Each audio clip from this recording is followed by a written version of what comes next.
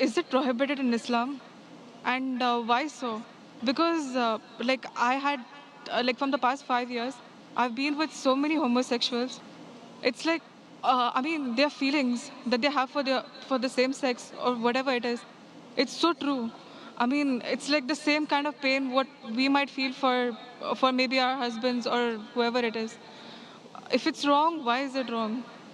Sister asked the question that what does Islam say about homosexuality, and if it's wrong, why it is wrong. Allah says in the Quran in Surah Isra, chapter number 17, verse number 32, that come not close to adultery, for adultery then evil opening other roads to evil. Besides that, Allah says in Surah Araf, chapter number 7, that telling to men that do you practice your lust after men in preference to women? That means homosexuality is prohibited in Islam, in the Quran, because Almighty God made the human beings. Allah says in the Quran in Surah Rum, chapter number 30, verse number 21, that He has put love between the hearts of husband and wife. Almighty God has made the human beings in such a way that they love the opposite sex. Generally, naturally, no human being loves the same sex. I'm talking about the love which is required in husband and wife, not the platonic love which you have between your brothers and between your sisters.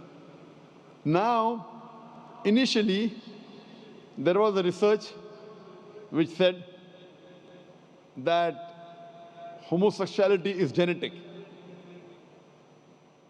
So during question and answer time, somebody asked me, the way you're asking, if homosexuality is genetic, then how is that human being to blame? It came from his parents, so why is he to blame? Like you're saying, if someone loves someone else, so why should he be blamed? I said this is a research. This is a hypothesis. It's not a fact. And later on we came to know that this hypothesis was wrong, and the person who propounded this hypothesis, he himself was a homosexual.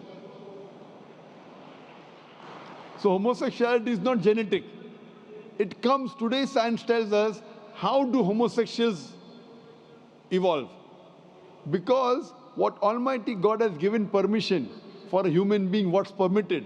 You get married, do nikah, you can have sex with your wife. And Islam says that while having sex with your wife is also worshipping Allah. Because you're preventing the haram, you're not going outside the marital bond to satisfy your urges. That's Islam. Today science tells us, today research tells us that those people who have multiple life partners outside the marriage bond, as compared to those who only have with the spouses, they enjoy their sexual life much better than the others. And what happens today, when you get tired with it, you go to the Western countries, you have mistresses, 5, 10, 20, no problem. You start then doing unnatural things. When you start doing unnatural things, you don't follow the law of the Creator, and you try and satisfy your urges in the wrong way. The moment you keep on doing the wrong way, then you keep on going beyond what is natural, and that's how the person becomes homosexual. It is not genetic. Because you go beyond the limits what Almighty God has permitted you, you try other things, you try unnatural things, and finally you land up by saying you no longer enjoy having sex with the opposite sex, so you have sex with the same sex. So sister, because they have broken the law of Almighty God and they do unnatural things, that's how psychologically they become a homosexual. So, but naturally, if you break the law of Almighty God, that's totally wrong.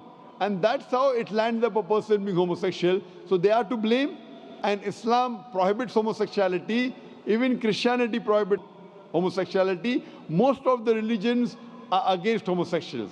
It's now the Western countries are saying, because in democracy, whatever majority says, you win. Majority wins.